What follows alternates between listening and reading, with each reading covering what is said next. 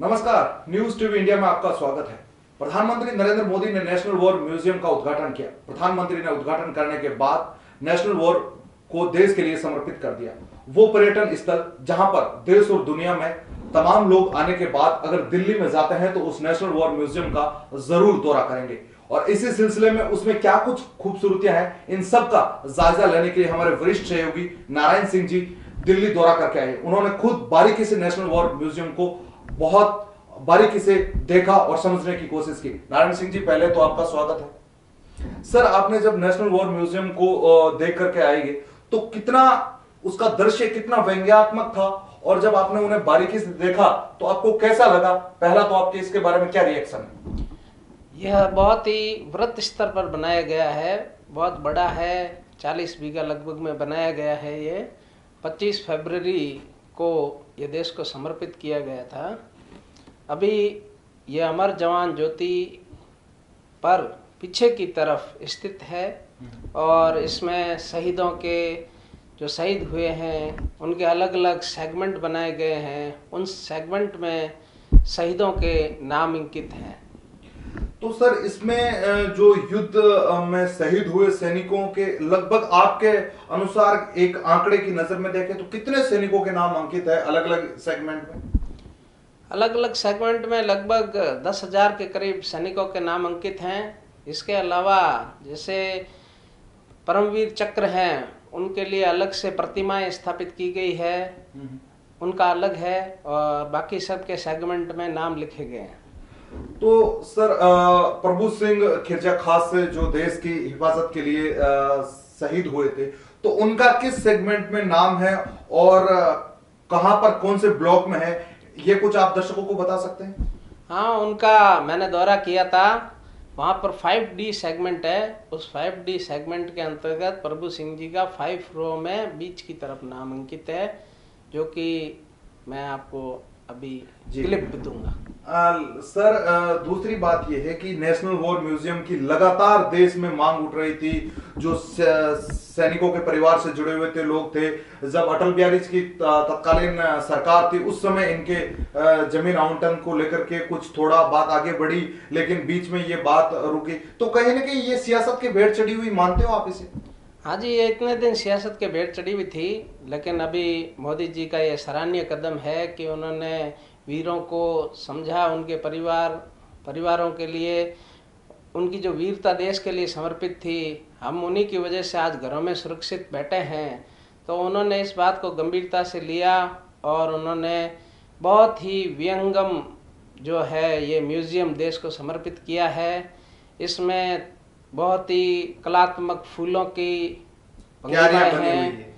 इसके अलावा अलग अलग जो युद्ध हुए थे, जैसे 1948 का युद्ध है, 1962 का युद्ध है, 1965 के युद्ध है, 1971 कारगिल वॉर, तो सबके अलग अलग वहाँ पर दृश्य दिखाए गए हैं। उसमें किस तरीके के वेपन्स यूज लिए गए वो भी बताए गए हैं, और इसका बहुत ही अच्छा दृश्य देखने में लगता है और वहाँ जाकर अपने को गौरवान्वित महसूस करते हैं और देश के प्रति कुछ करने का जज्बा जाग उठता है। लेकिन सर, इसमें देश की अलग अलग सेनाओं का जब मैं बात करूं तो थल, वायु, नभ, मतलब इन सब का अलग अलग ब्लॉक में दे रखा है, या सब ऐसा कुछ नहीं है कि ये सेना से हैं या ये एयरफोर्स से हैं या फिर ये नेवी से हैं? तो इन ऐसा कुछ आपको दिखने को वहां मिला? हाँ जी, वहाँ पर जो अलग अलग सेगमेंट है, पहले तो कौन से ईयर में जो शहीद हुए हैं उनका है जी, और उनके ईयर वाइज देने के साथ साथ वो सेना में कौन सी थे, जैसे फर्स्ट राजदीप थे, कि पैरा से थे, वायुसेना से थे, थल सेना से थे, तो उनका अलग अलग सेगमेंट है। उनके अंदर ईयर वाइज सेगमेंट बने हुए हैं, उनके अंदर उनके अलग अलग नाम अंकित हैं।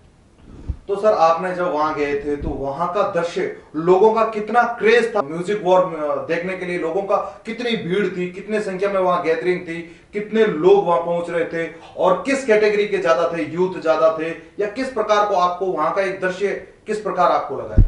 ज़्यादातर यूथ थे। इसके अलावा जो बच्चे, बहुत से स्कूली बच्चे थे, वो अलग अलग ग्रुप बनाकर स्कूल वाइज आ रहे थे। इनके अलावा जो युवा थे वह बार बार नारे लगा रहे थे, भारत माता की जय वगैरह, वंदे मातरम, शहीदों की जो है श्रद्धा सुमन अर्पित करने के लिए वह हौसला अफजाई देश की करने के लिए नारे भी लगा रहे थे। बहुत सी भीड़ थी, महिला पुरुष हर वर्ग के लोग थे, लेकिन युवाओं और बच्चों का क्रेज ज्यादा था। सही। लेकिन उनके बीच में जब बता रहे हैं कि एक बीच में एक शहीद स्मारक की तरह बना हुआ तो वो किस साइड में बना हुआ है, उसकी आपको तकरीबन आपके अंदाज से कितनी ऊंचाई होगी, या अमर ज्योति जवान जो है वो अलग से वहां कुछ बना रखा है, तो ऐसा कुछ आप दर्शकों को बता सकें। अमर जवान ज्योति के पीछे ये बड़ा स्मारक बनाया गया है, जहाँ पर 24 घंटे ही जो ज्योति लगती रहती है वहाँ पर भी, और लगातार इस तरह सलूट वगैरह के प्रकरण चलते रहते हैं। और जो सेना वहाँ पर स्थापित है वह उन्हें श्रद्धांजलि देने के लिए सलूट करती रहती है। इसके अलावा वहाँ पर ऊंचाई लगभग 100 फीट से भी ऊपर है वो। और वहां पर सुरक्षा के लिहाज से अगर देखा जाए तो वहां कोई पैरामिलिट्री फोर्सेस हो या फिर पुलिस हो, किस प्रकार की कोई सुरक्षा वहां पर रहती है नियमित, या सेना के कुछ लोग लगे हुए रहते हैं, ऐसा कुछ? हाँ, अभी तो मद्रास इन्फेंट्री वहाँ पर लगी हुई है और अलग अलग समय में ये चेंज होती रहेगी। ये सेना के समर्पित है, सेना के अंडर में है, तो इसकी सुरक्षा पूरी सेना ही कर रही है। इसके अलावा जैसे मान लो अपने को किसी शहीद का नाम ढूंढना हो तो वहाँ पर भी हेल्प की जाती है मोबाइल की सहायता से। आपको ईयर और उस शहीद का सही स्पेलिंग बतानी होती है, उसके बाद वो बता देते हैं किस सेगमेंट के अंदर इनका नाम अंकित है। तो सर वहां पर यहाँ से कोई अगर चल करके कोई यूथ हो या सैनिक परिवार से जुड़ा हुआ कोई जाता है तो उनके लिए जाने का क्या प्लान रहता है? उन्हें कुछ टिकट है या फिर वो कुछ रजिस्ट्रेशन वगैरह कुछ करवाना पड़ता है वहां घूमने के लिए, देखने के लिए, ऐसा? बस इंडिया गेट जाते हैं तो वहाँ अपन जा सकते हैं। अभी वहाँ पर टिकट वगैरह कुछ भी नहीं है, निःशुल्क है पूरी तरीके से।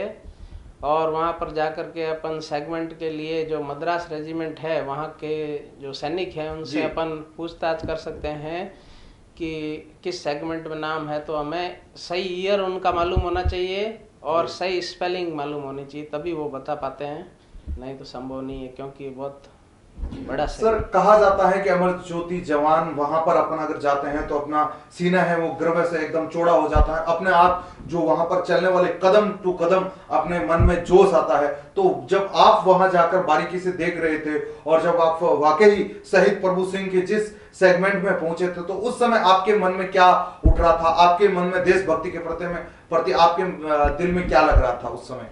वहां जाते ही एक जोशो जुनून अपने आप स्वतः ही स्फुरित होने लगता है और एकदम वीरता की भावना, देश प्रेम की भावना, राष्ट्रवाद वहां पर प्रखर हो जाता है। और अपने को भी उन वीरों को देखकर गौरवान्वित होते हैं। वो देखते हैं कि किस तरह देश की हिफाजत के लिए इन्होंने जान न्यौछावर कर दी, एक क्षणिक भी नहीं सोचा होगा अपने परिवार के लिए, क्योंकि अगर इस तरीके से वो सोचते तो आज हम सुरक्षित नहीं रह सकते। हम सुरक्षित उन्हीं के हाथों में हैं और बहुत ही अच्छा वहाँ पर लगता है जा करके, राष्ट्रवाद की भावना प्रखर हो जाती है। तो वहां पर आपको कोई शहीद परिवार से जुड़े हुए लोग कोई मिले या शहीद कोई वहां पर आ रखा था ऐसा जो जिनके परिवार का कोई सदस्य शहीद हो रखा हो, या सरकार ने इस प्रकार की कोई व्यवस्था कर रखी है कि जो शहीद हुए उन लोगों को वहां पर बुलाया जाए और उन्हें बताया जाए कि जो आपके परिवार का सदस्य देश की रक्षा के लिए शहीद हुआ है उनका नाम इस सेगमेंट में अंकित है, ऐसा कुछ आपको मिला वहां पर? अभी सरकार की तरफ से ऐसी तो व्यवस्था नहीं है कि जो शहीद परिवारों को वहां पर बुलाया जाए जी। लेकिन वहां पर जो भी बहुत से शहीद परिवार परिजन लोग थे, जो गांव के लोग हैं, तो वो अपने परिवारजनों के नाम जो शहीद हुए हैं उनका ढूंढने के लिए प्रयास कर रहे थे।